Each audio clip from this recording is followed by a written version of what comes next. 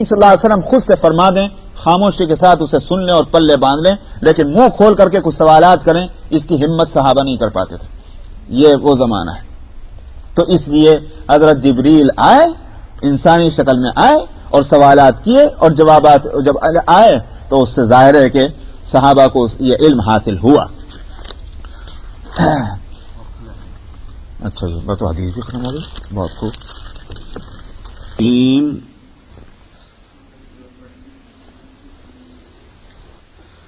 جو حدیث پڑھی گئی 2 ہفتوں میں، تو وہ حدیث جبریل کے نام سے مشہور ہے، کیونکہ حضرت جبریل نے آ کر سوال کیا تھا نبی کریم صلی اللہ علیہ وسلم سے دین کی بنیادی باتوں کے سلسلے میں. تو اس کے بعد بھی اس مختلف سندوں سے وہ روایتیں امام مسلم دے رہے ہیں، جیسا کہ ان کی عادت ہے کہ ایک مضمون کی حدیث اگر کئی سندوں سے آ رہی ہو تو وہ سندیں نقل کر دیتے ہیں، جس سے یہ بات معلوم ہو جاتی ہے کہ یہ حدیث کس درجے کی ہے کہ کئی راوی اس کو روایت کر رہے ہیں، یہ کئی سلسلہ سند سے آ رہی ہے، مضبوط حدیث ہے. اب اسی میں تھوڑے سے الفاظ کے فرق کے ساتھ یہ حدیث حضرت ابو ہریرہ رضی اللہ عنہ سے نقل کر رہے ہیں، کیونکہ وہ حدیث جو تھی عبداللہ ابن عمر کی تھی، یہاں ابو ہریرہ کی ہے. حدثنا ابو بکر بن ابی شیبہ و زہیر بن حرب جميعا عن ابی علیہ قال زہیر حدثنا اسماعیل ابن ابراہیم عن ابی حیان عن ابی زرعہ ابن عمرو بن جریر عن ابی ہریرہ قال كان رسول اللہ صلی اللہ علیہ وسلم یوما بارزا للناس فأتاه رجل فقال يا رسول الله ما الإيمان قال أن تؤمن بالله وملائكته وكتابه ولقائه ورسله وتؤمن بالبعث الآخر قال يا رسول الله ما الإسلام قال الإسلام أن تعبد الله ولا تشرك به شيئا وتقيم الصلاة المكتوبة وتؤدي الزكاة المفروضة وتصوم رمضان قال يا رسول الله ما الإحسان قال أن تعبد الله كأنك تراه فإنك إلا تراه فإنه يراك قال يا رسول الله متى الساعة قال ما المسؤول عنها بعلم من السائل ولكن سأحدثك عن أشراطها إذا ولدت الأمة ربها فذاك من أشراطها وإذا كانت العراة الحفاة رؤوس الناس فذلك من أشراطها وإذا تطاول رعاء البهم في البنيان فذاك من أشراطها في 5 لا يعلمهن إلا الله ثم تلا رسول الله صلى الله عليه وسلم إن الله عنده علم الساعة وينزل الغيث ويعلم ما في الأرحام وما تدري نفس ماذا تكسب غدا وما تدري نفس بأي أرض تموت إن الله عليم خبير قال ثم أدبر الرجل فقال رسول الله صلى الله عليه وسلم ردوا علي الرجل فأخذوا لا يردوه فلم يروا شيئا فقال رسول الله صلى الله عليه وسلم هذا جبريل جاء ليعلم الناس دينهم.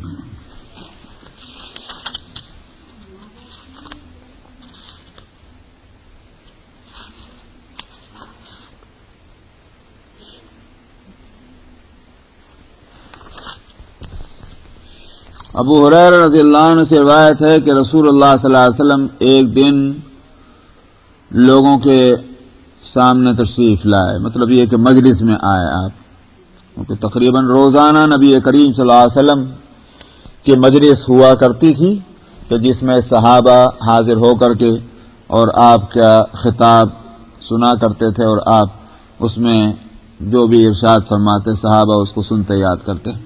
تو اس کے بارے میں کہہ رہے ہیں کہ آپ تشریف لائے. تو ایک شخص آپ کے پاس آیا اور اس نے کہا کہ یا رسول اللہ ایمان کیا ہے؟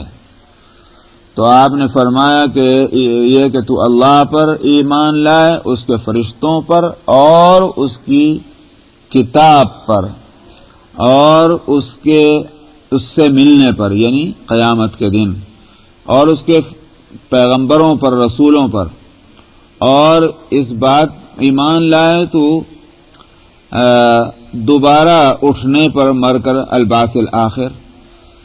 تو اس نے کہا کہ یا رسول اللہ پھر اسلام کیا ہے؟ تو آپ نے فرمایا کہ اسلام یہ ہے کہ اللہ کی عبادت کرے اور اس کے ساتھ شرک نہ کرے، اور نماز قائم کرے، فرض نماز قائم کرے، اور زکوٰۃ ادا کرے جو فرض ہے، اور رمضان کے روزے رکھے، اس میں حج کا ذکر نہیں ہے۔ پچھلی حدیث میں جو ہے حج کا بھی ذکر ہے، یہاں اس حدیث میں حج کا ذکر نہیں ہے۔ تو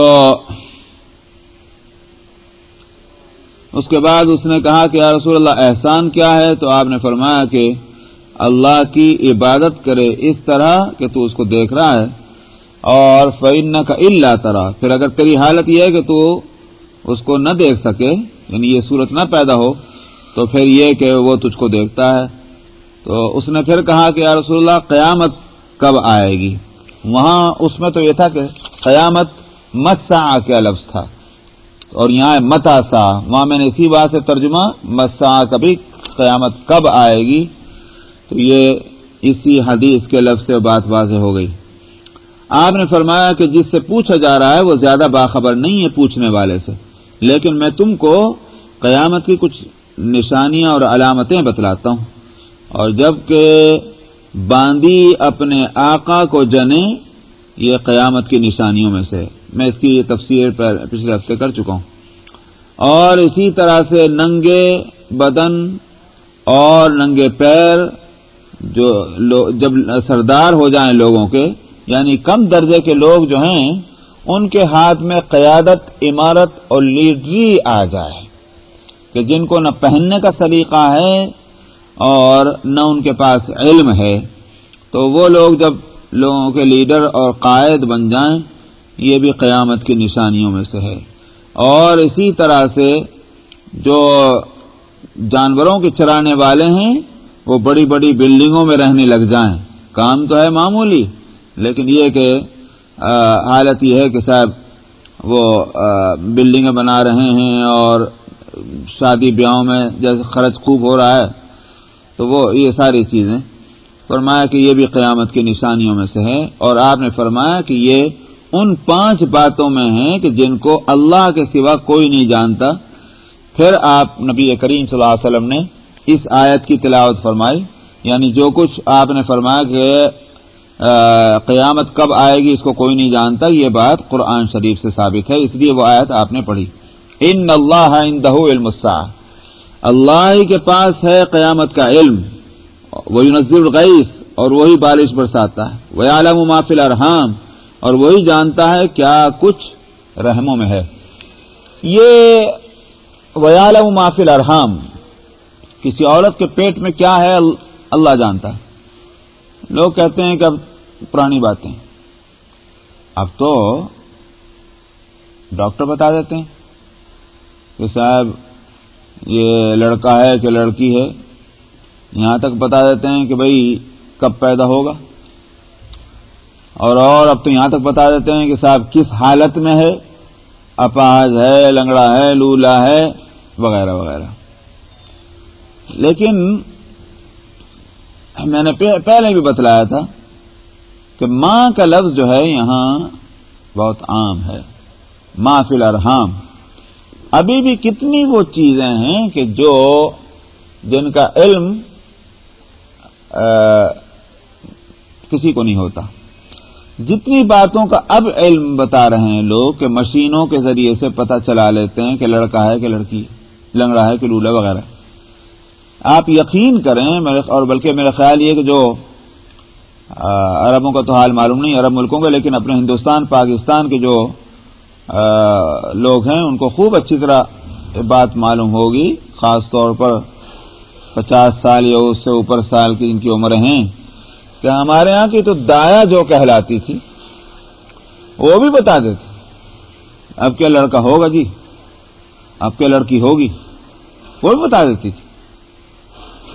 تو اگر آج کی ٹیکنالوجی کے نتیجے میں مشینیں بتا دیتی ہیں تو یہ کوئی بات ہوئی؟ لیکن کتنے ابھی باتیں ہیں کہ جس کا علم نہیں، اور علم ہوگا بھی نہیں اس کا۔ مطلب یہ ہے کہ یہ صحیح حالت میں پیدا ہوگا یا صحیح حالت میں نہیں پیدا ہوگا، کس کو معلوم؟ مرتے وقت، پیدا ہوتے وقت مر تو نہیں جائے گا، کس کو معلوم؟ اسی طرح سے اس کا قد و قامت کتنا رہے گا، کس کو معلوم؟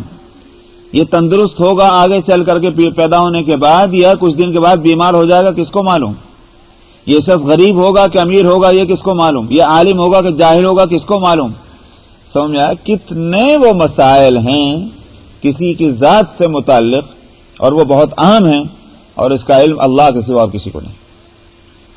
اس واسطے یہ نہ سمجھا جائے کہ یہ غیب کا علم جو ہے آج کے میڈیکل سائنس میں لوگوں کو ہو گیا، یہ غیب ہی ہے. تو وہ فرمایا کہ وَيَعْلَمُ مَا فِي الْأَرْحَامِ، وہ جانتا ہے جو کچھ رحموں میں ہے. وَمَا تَدْرِي نَفْسٌ مَاذَا تَكْسِبُ غَدًا، اور کوئی جان اس بات کو نہیں جانتی کل کو اس کو کیا چیز پیش آنے والی ہے. ماذا تکسب، یعنی کیا وہ کل کیسا کام کرے گا، کیسی محنت کرے گا، کیسی مشقت کرے گا، کتنا آرام کل کو اٹھائے گا. سمجھ میں آیا؟ کل اس کو تندرستی ہوگی کہ بیماری ہوگی کسی کو نہیں معلوم، کل کیا ہونے والا ہے. تو غیب ہے یہ. وما تدری نفس بأي ارض تموت، اور اسی طرح سے کوئی جان اس بات کو بھی نہیں جانتی کون سے حصے میں زمین کے اس کو موت آنی ہے. شکاگو کے رہنے والے شکاگو میں مرنا ہے اس کو، یا کہیں اور جا کے مرنا کسی کو نہیں پتا، اللہ کو معلوم. ان اللہ علیم خبیر. تو یہ 5 باتیں جو ہیں نبی کریم صلی اللہ علیہ وسلم نے فرمایا کہ اس آیت سے یہ ثابت ہے کہ 5 چیزیں یہ غیب کی ہیں، اللہ کو اس کا علم ہے، کسی کو اللہ نے یہ علم نہیں دیا. تو آپ نے بھی صرف علامات قیامت بتلائی ہیں، لیکن قیامت کب آئے گی وہ نہیں معلوم. قال ثم ادبر الرجل، ابو ہریرہ کہتے ہیں کہ پھر وہ شخص جو ہے وہ چلا وہاں سے. جب چلا گیا تو رسول اللہ صلی اللہ علیہ وسلم نے فرمایا اس آدمی کو واپس لے کے آؤ. پہلی حدیث میں یہ لفظ نہیں ہے، پہلی حدیث میں تو اتنا ہی ہے کہ جانتے ہو کون تھا، لیکن یہاں فرمایا اسے واپس لے کے آؤ. تو فاخذوا لیردوه، صحابہ باہر نکل گئے کہ دیکھ کے لائیں، اسے پکڑ کے لائیں، کہاں ہے وہ، بلا کے لائیں. فلم یروا شیئا، کچھ بھی نظر نہیں آیا. تب آپ نے فرمایا کہ وہ جبریل تھے، یہ اس واسطے آئے تھے کہ لوگوں کو ان کا دین سکھلائیں. یہ آپ نے کیوں بھیجا تھا کہ باہر سے بلا کے لاؤ؟ تو کوئی بات کہنی نہیں تھی، صحابہ کو دراصل متنبہ کرنا تھا کہ جب آپ فرمائیں جا کے دیکھو اور وہ نہیں نظر آئے گا تو ان کو پھر جب یہ بتلایا جائے کہ جبریل سے سمجھ میں آ جائے گا. یہ ایسا ہی ہے کہ جیسے اللہ سبحانہ و تعالی نے موسیٰ علیہ الصلاۃ والسلام سے کوہ طور پہ کہا وما تلک بیمینک یا موسیٰ، اے موسیٰ تمہارے ہاتھ میں کیا ہے؟ اللہ میاں کو پتہ نہیں کیا ہے موسیٰ کے ہاتھ میں. اور پھر موسیٰ علیہ الصلاۃ والسلام سے اس کے بعد یہ کہنا کہ القیا یا موسیٰ، اب اس لاٹھی کو تم ڈال دو. فالقاها فاذا هي حية تسعى، انہوں نے اس لاٹھی کو ڈال دیا تو وہ پھنپھناتا ہوا سانپ بن گیا. تو یہ آخر پوچھنے کی ضرورت کیا تھی اللہ میاں کو کہ وہ ماتل کا بیمینی کا یا موسیٰ، تیرے ہاتھ میں کیا ہے؟ اس میں نقطہ یہی ہے کہ موسیٰ علیہ الصلاۃ والسلام کے ذہن کو پورے طور پر متوجہ کرنا ہے کہ جو کرشمہ آگے دیکھنے جا رہے ہیں وہ ایسا نہیں ہوا کہ میرے ہاتھ میں کچھ اور آ گیا، بلکہ یہ کہ جو میرے ہاتھ میں ہے، جس کو میں جانتا ہوں کہ لاٹھی ہے، وہی لاٹھی کہ جو میں جس سے میں بکریوں کے لیے پتے توڑتا ہوں، وہی لاٹھی جس سے کہ میں ٹیک لگاتا ہوں، برابر میں اس کو استعمال کرتا ہوں. میرے ہاتھ میں وہی لاٹھی، کوئی اور نہیں ہے، میں دھوکے میں نہیں آ گیا ہوں کہیں. اس کے بعد جب کہا کہ اب تم ڈال دو اس کو اور وہ سانپ بن گیا تو اس کا معجزہ ہونا جو ہے وہ واضح ہو گیا. تو یہاں بھی یہی صورت کہ نبی کریم صلی اللہ علیہ وسلم نے فرمایا کہ بلا کے لاؤ، کوئی ضرورت بلانے کی نہیں تھی، لیکن صرف صحابہ کو متوجہ کرنے کے لیے تاکہ جب ان سے کہا جائے گا کہ یہ جبریل تھے تو ان کو یہ بات سمجھ میں آ جائے. وحدثني زهير بن حرب قال حدثنا جرير عن عمارة وهو ابن القعقاع عن أبي زرع عن أبي هريرة قال قال رسول الله صلى الله عليه وسلم سلوني فهابوه أن يسألوه قال فجاء رجل فجلس عند ركبتيه فقال يا رسول الله ما الإسلام؟ قال لا تشرك بالله شيئا وتقيم الصلاة وتؤتي الزكاة وتصوم رمضان. قال صدقت. قال يا رسول الله ما الإيمان؟ قال أن تؤمن بالله وملائكته وكتابه ولقائه ورسله وتؤمن بالبعث وتؤمن بالقدر كله. قال صدقت. قال یا رسول اللہ ما الاحسان قال ان تخشى الله كأنك تراه فإنك إلا تكن تراه فإنه يراك قال صدقت قال يا رسول الله متى تقوم الساعة قال ما المسؤول عنها بعلم من السائل وسأحدثك عن أشراطها إذا رأيت المرأة تلد ربها فذاك من أشراطها وإذا رأيت الحفاة العراة الصم البكم ملوك الأرض فذاك من أشراطها وإذا رأيت رعاء البهم يتطابرون في البنيان فذاك من أشراطها في 5 من الغيب لا يعلمهن إلا الله ثم قرأ إن الله عنده علم الساعة وينزل الغيث ويعلم ما في الأرحام وما تدري نفس ماذا تكسب غدا وما تدري نفس بأي أرض تموت إلى آخر السورة ثم قام الرجل فقال رسول الله صلى الله عليه وسلم ردوه علي فالتمس فلم يجدوه فقال رسول الله صلى الله عليه وسلم هذا جبريل عليه السلام أراد أن تعلموا إذا لم تسألوا. ابو ہریرہ کی روایت، لیکن الفاظ کا تھوڑا سا فرق ہے. ان الفاظ کے فرق سے مضمون نئے مضامین آ جاتے ہیں. یہی حدیث کا کمال ہے. تو ابو ہریرہ رضی اللہ عنہ کہتے ہیں کہ رسول اللہ صلی اللہ علیہ وسلم نے لوگوں سے فرمایا کہ مجھ سے سوال کرو، تو لوگوں کو ہیبت آتی تھی آپ سے سوال کرتے ہوئے. تو یہ ہیبت کہیں کی تھی جب آپ فرما رہے ہیں کہ سوال کرو؟ اور یہ میں پچھلے ہفتے بتا چکا ہوں کہ دراصل صحابہ احتیاط کرتے تھے سوال کرنے میں، اس لیے کہ اللہ سبحانہ و تعالی نے حکم دیا تھا کہ لا تسألوا عن اشیاء ان تبد لكم تسؤكم وان تسألوا عنها حين ينزل القرآن تبد لكم عفى الله عنها. بات اصل میں یہ پیش آئی تھی کہ جب وہ آیت اتری وَلِلَّهِ عَلَى النَّاسِ حِجُّ الْبَيْتِ مَنِ اسْتَطَاعَ إِلَيْهِ سَبِيلًا، اللہ کے واسطے لوگوں کے ذمہ حج فرض ہے جن میں وہاں تک پہنچنے کی طاقت ہے. ایک صحابی نے عرض کیا یا رسول اللہ ہر سال؟ آپ خاموش ہو گئے. ان سے نہیں رہا گیا، پھر پوچھا ہر سال؟ پھر آپ خاموش ہو گئے. انہوں نے تیسری مرتبہ پھر پوچھا یا رسول اللہ کیا ہر سال؟ آپ نے ناگواری سے جواب دیا. کیوں سوال کرتے ہو ایسی باتوں کا کہ اگر میں جواب اس کا ہاں میں دے دوں تو وہ تمہارے لیے مشکل پیدا ہو جائے اس پر عمل کرنا. اس پر آیت اتری کہ لا تسألوا عن اشیاء ان تبد لكم تسؤكم، ایسی چیزوں کا سوال مت کیا کرو کہ اگر تمہارے لیے وہ اس کو بات کو کھول دیا جائے تو پھر تم کو برا لگے، خاص طور پر جب کہ وحی نازل ہو رہی ہے. یہ فرمایا گیا وَإِن تَسْأَلُوا عَنْهَا حِينَ يُنَزَّلُ الْقُرْآنُ تُبْدَ لَكُمْ، وحی نازل ہو رہی، جب تم سوال کرو گے تو معاملے کو کھول دیا جائے گا. بہت احتیاط کی ضرورت ہے. صحابہ ڈر کے مارے اب خاموش. اللہ کے رسول فرماتے بھی پوچھو تو بھی ہیبت کھاتی تھی. ایک تو ہیبت اس لیے تھی کہ ہمارا سوال کہیں بے ڈنگا نہ ہو، اور اس سوال کے نتیجے میں نبی کریم صلی اللہ علیہ وسلم کو ناگواری ہو. آپ کی ناگواری صحابہ کو کسی درجے میں پسند نہیں تھی، گوارا نہیں تھی. جان پر کھیل جائیں مگر نبی کریم صلی اللہ علیہ وسلم کے چہرے مبارک کا رنگ بدلتا ہوا دیکھ لیں تو ان کے لیے دنیا اندھیری ہوتی تھی. آپ کو روایتیں آ چکی ہیں کہ حضرت عمر رضی اللہ عنہ جیسا شجاع اور بہادر اور جری اور با اثر بارسوخ انسان کہ جس کی ایک حالت تو یہ کہ جس وقت ہجرت کا فیصلہ کیا حضرت عمر نے تو اور لوگ تو چھپ چھپاتے ہجرت کر رہے تھے، لیکن یہ عمر ہی تھے کہ بیت اللہ میں پہنچ کر مسجد حرام میں پہنچ کر اور طواف کرنے کے بعد وہاں انہوں نے کہا کہ لوگوں سن لو، قریش کو لوگوں میں ہجرت کر رہا ہوں اور کوئی ہے مائی کا لال جو آئے مجھے روک دے. یہ بات اور کسی کے منہ سے لفظ نہیں نکلا حضرت عمر رضی اللہ عنہ کے اعلان کے بعد. جانتے تھے کہ یہ عمر ہے، سب کو سانپ سونگ گیا اور عمر رضی اللہ عنہ اسی طرح سے ٹھسے کے ساتھ ہجرت کے لیے نکلے. میں کہہ رہا ہوں کہ جس کے روب داب کا یہ عالم ہو، نبی کریم صلی اللہ علیہ وسلم کی خدمت میں آتے تو وہاں نقشہ ہی دوسرا ہوتا تھا.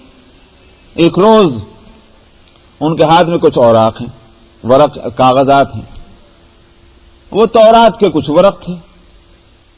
آپ کی خدمت میں آئے اور آ کر کے وہ پڑھنا شروع کر دیا. ان کا خیال یہ تھا کہ آخر کو یہ بھی ایک کتاب آسمانی تھی، ایک نبی پر اتری تھی، تو اللہ کے نبی کی خدمت میں پڑھوں گا مجلس میں تو آپ پسند ہی کریں گے. وہ پڑھ رہے. اب نظر نیچی ہے، پڑھنے میں لگے اور نبی کریم صلی اللہ علیہ وسلم تو خاموش ہیں. ابو بکر صدیق رضی اللہ عنہ بیٹھے ہوئے تھے وہیں پر. آپ انہوں نے ٹھیل ماری، سکلت کا امک، تیرا بھلا ہو ذرا دیکھ تو لے. اب جو نظر اٹھا کے دیکھی تو نبی کریم صلی اللہ علیہ وسلم کا چہرہ کا رنگ بدلا ہوا ہے، غصے کے آثار ہیں. تو یہ ہے عمر کا وقت.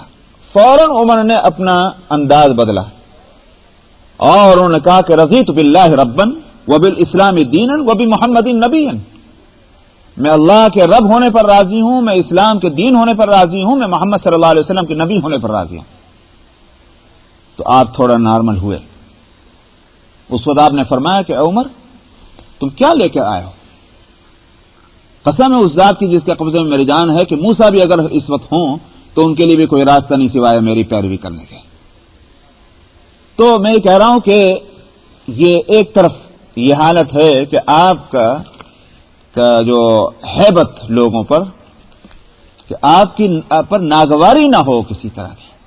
آپ کی ناگواری صحابہ کو قطعاً پسند نہیں تھی، تو اس لیے سوال کرتے ہوئے ڈرتے تھے کہ ہمارا سوال الٹا سیدھا نہ ہو اور وہ آپ کو ناگواری اس سے ہو جائے. دوسری ایک اور بات بھی تھی، اور وہ یہ کہ یہ ہیبت، یہ اگر امت کے افراد میں ان کے زہد اور تقوی کی وجہ سے وہ من جانب اللہ ان کے چہروں پر نمایاں ہوتی ہے، تو رسول اللہ صلی اللہ علیہ وسلم تو ظاہر ہے کہ ان کے اندر وہ تو سارے کمالات کا مرکز تو آپ ہی کے ذات گرامی ہے. امت میں جو کمالات ہیں وہ کس کا صدقہ ہیں، کس کا فیض ہیں، کس کا مظہر ہیں؟ نبی کریم صلی اللہ علیہ وسلم سارے کمالات کے جامع ہیں جو امت میں بکھرے ہوئے ہیں. اسی واسطے نبی کریم صلی اللہ علیہ وسلم نے خود فرمایا تھا کہ مجھے اللہ نے ایک روب دیا ہے جو 1 مہینے کی مسافت تک اس کا اثر ہوتا ہے. آپ کا روب یہ تھا 1 مہینے دور چل کر آدمی جائے وہاں بھی آپ کا روب دلوں میں چھایا ہوا ہے. تو یہ تھی وہ ہیبت کہ اسی لیے صحابہ نبی کریم صلی اللہ علیہ وسلم کے مجلس مبارک میں بیٹھتے تھے. خود صحابی ہی اس کا نقشہ کھینچتے ہیں کہ ایسا لگتا تھا کہ جیسے ان کے سروں پر چڑیاں بیٹھی ہوئی ہیں، اور یہ ان کی حالت یہ ہے کہ یہ اپنے سر کو اتنی بھی حرکت نہیں دینے کو تیار ہے کہ یہاں سے نہ وہ چڑیا اڑ جائے. تو ایسا سکون کی اور حالت ہوتی تھی. یہ نبی کریم صلی اللہ علیہ وسلم کے مجلس کا حال تھا کہ لوگوں کو سانس کی آواز بھی ایک دوسرا سن لے. تو ہیبت تھی. حالانکہ آپ کوئی جلالی قسم کے نہیں تھے، بلکہ آپ کے اوصاف میں تو یہ تھا کہ آپ صاحب جمال تھے اور بڑی نرمی تھی. خود اللہ سبحانہ و تعالی نے فرمایا کہ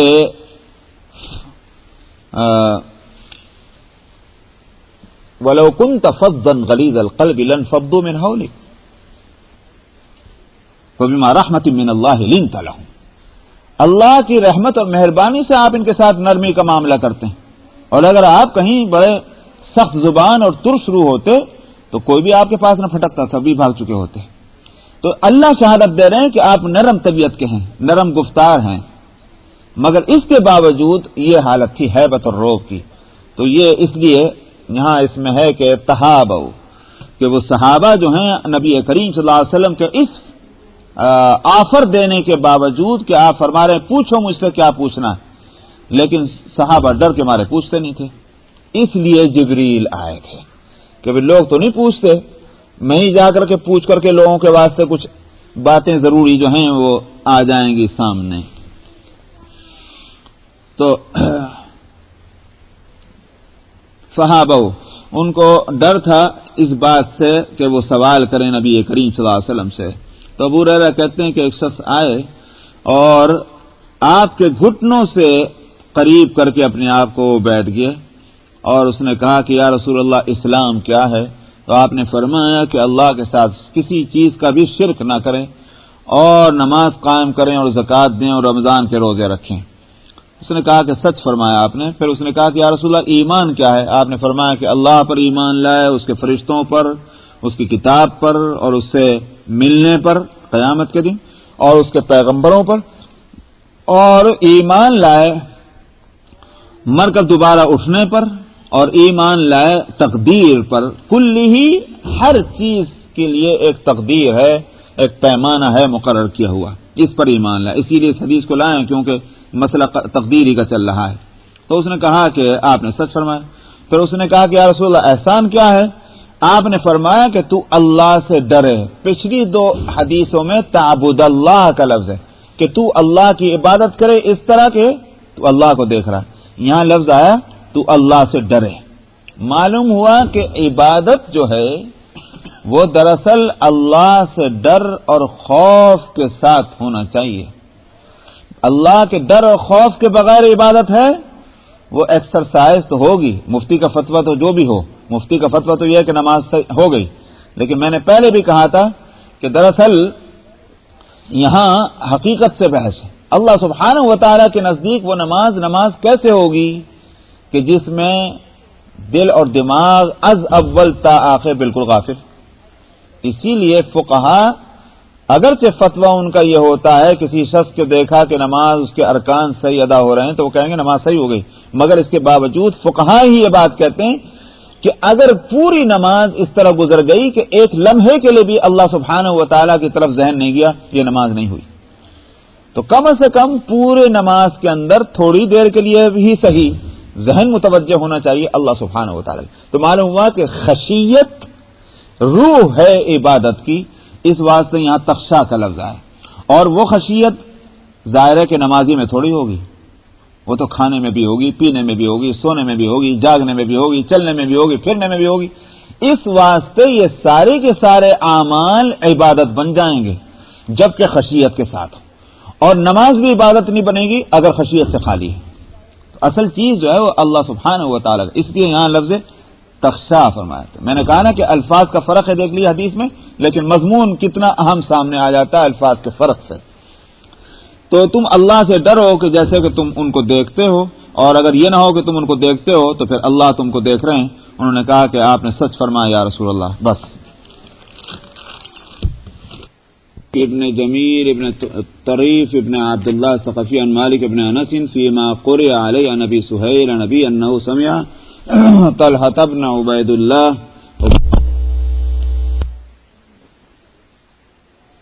اہل نجد سائر الرأس نسمع دوی صوته ولا نفقه ما يقول حتى دنا من رسول الله صلى الله عليه وسلم فإذا هو يسأل عن الإسلام فقال رسول الله صلى الله عليه وسلم 5 صلوات في اليوم والليلة فقال هل علي غيرهن قال لا إلا أن تطوع وصيام شهر رمضان فقال هل علي غيره فقال لا إلا أن تطوع وذكر له رسول الله صلى الله عليه وسلم الزكاة فقال هل علي غيرها قال لا إلا أن تطوع قال فأدبر الرجل وهو يقول والله لا أزيد على هذا ولا أنقص منه فقال رسول الله صلى الله عليه وسلم أفلح إن صدق.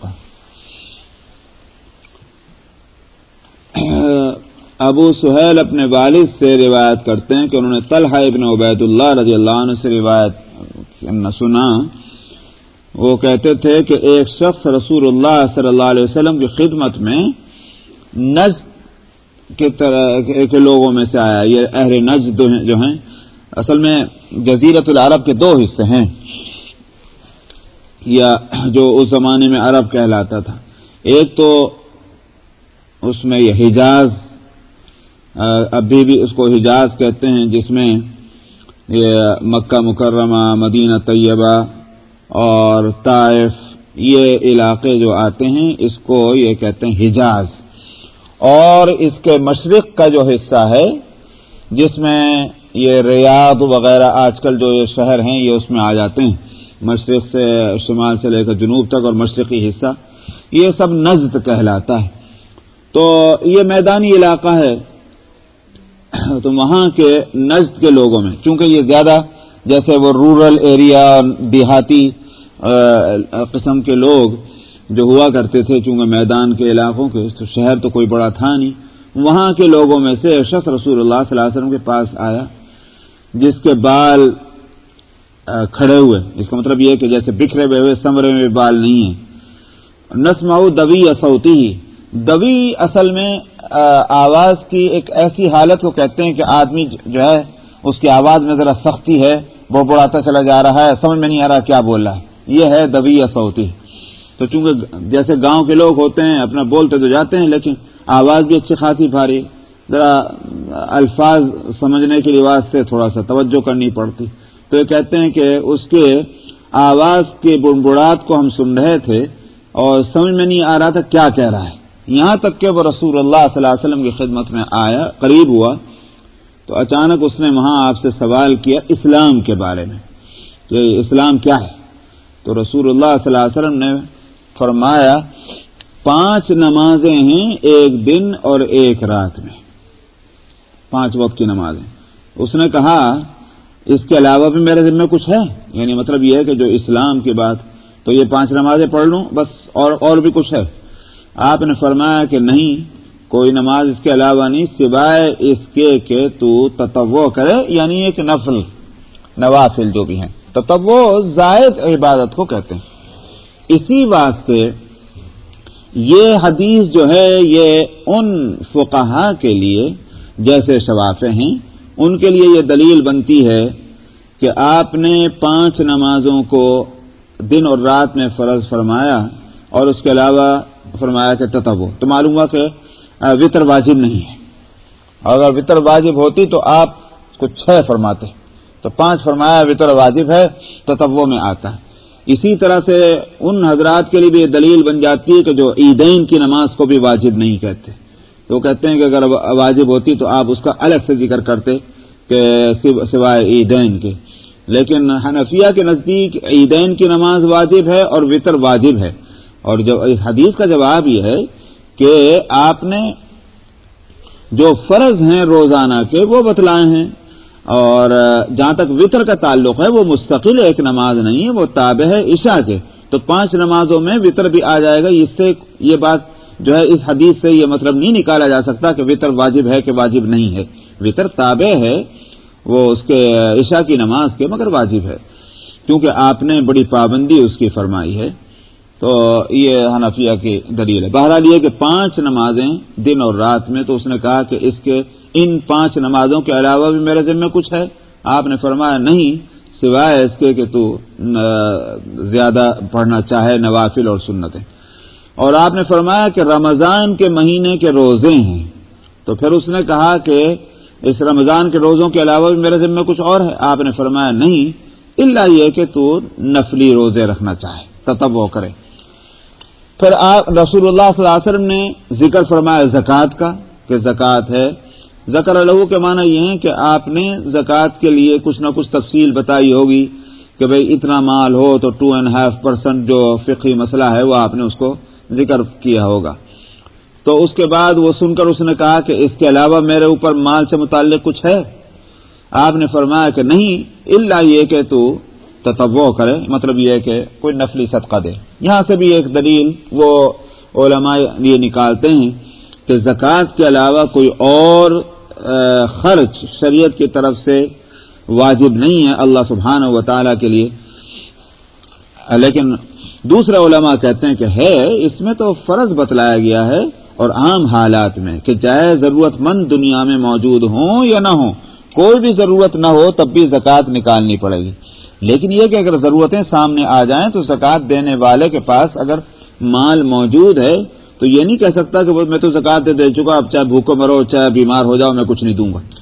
اسی لیے وَإِنَّ فِي الْمَالِ لَحَقٌّ سِوَى الزَّكَاةِ، نبی کریم صلی اللہ علیہ وسلم کا فرمانا ہے، تو اس سے وہ دلیل لاتے ہیں کہ زکوٰۃ کے علاوہ بھی اگر ضرورتیں سامنے آ جائیں تو پھر انسان پر خرچ کرنا واجب ہوگا۔ تو بہرحال یہ زکوٰۃ کا آپ نے ذکر فرمایا، اس نے کہا کہ میرے اوپر اس کے علاوہ کچھ ہے؟ آپ نے فرمایا نہیں سوائے اس کے کہ تو تطوع کرے، یعنی نفلی صدقات دے۔ تو راوی کہتے ہیں طلحہ کہ وہ اس کے بعد وہ آدمی چل پڑا وہاں سے، اور وہ کہہ رہا تھا بخدا میں اس پر نہ تو کوئی زیادتی کروں گا نہ اس میں سے میں کوئی کمی کروں گا، مطلب یہ کہ جیسے رسول اللہ نے کہہ دیا وہ میں ویسے کا ویسے ہی عمل کروں گا، 5 نمازیں بھی پڑھوں گا، رمضان کے روزے بھی رکھوں گا، زکوٰۃ بھی دوں گا، میں اس میں سے نہ کوئی کمی کروں گا نہ اس میں کوئی زیادتی کروں گا، مطلب پورا کروں گا۔ رسول اللہ صلی اللہ علیہ وسلم نے فرمایا اگر یہ سچ بولا اس نے تو کامیاب ہو گیا، اس لیے کہ یہی اس سے معلوم ہوا کہ یہی اسلام ہے جو شروع میں کہا تھا کہ اسلام کے 5 بنیادی ارکان ہیں، نماز، روزہ، زکوٰۃ، اور یہاں وہاں تو حج کا ذکر ہے، یہاں حج کا ذکر اس لیے نہیں کہ حج ہر ایک آدمی پر فرض نہیں ہے، تو آپ نے یہاں حج کا ذکر نہیں کیا، تو اس لیے آپ نے فرمایا کہ یہ کامیاب ہے اگر سچ بولا تو اتنا کام کرنے والے کو مومن مسلمان ماننا چاہیے۔ حدثني يحيى بن أيوب وقتيبة بن سعيد جميعا عن إسماعيل بن جعفر عن أبي سهيل عن أبيه عن طلحة بن عبيد الله عن النبي صلى الله عليه وسلم بهذا الحديث۔ اچھا یہ تو یہی حدیث، اس میں الفاظ یہ ہیں کہ فقال رسول اللہ صلی اللہ علیہ وسلم افلح وأبيه إن صدق او دخل الجنة وأبيه إن صدق، کہ اس دوسری روایت میں یہ ہے کہ آپ نے یوں فرمایا اس کے باپ کی قسم یہ کامیاب ہوگا اگر یہ اس نے سچ بولا ہے، یا آپ نے فرمایا کہ اس کے باپ کی قسم یہ جنت میں داخل ہو جائے گا اگر اس نے سچ بولا ہے۔ تو دخل الجنہ یا افلح حاصل ایک ہی ہے، الفاظ کا فرق ہے، راویوں نے الفاظ کے فرق کو بھی نقل کیا ہے کہ افلح کا لفظ فرمایا تھا یا دخل الجنہ کا۔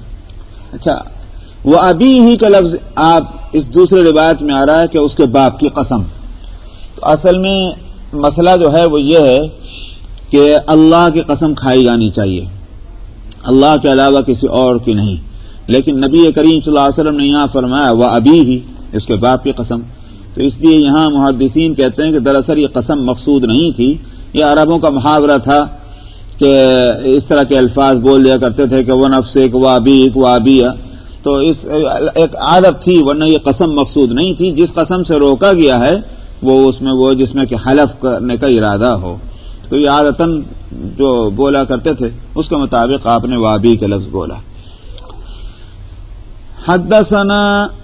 حدثني عمرو بن محمد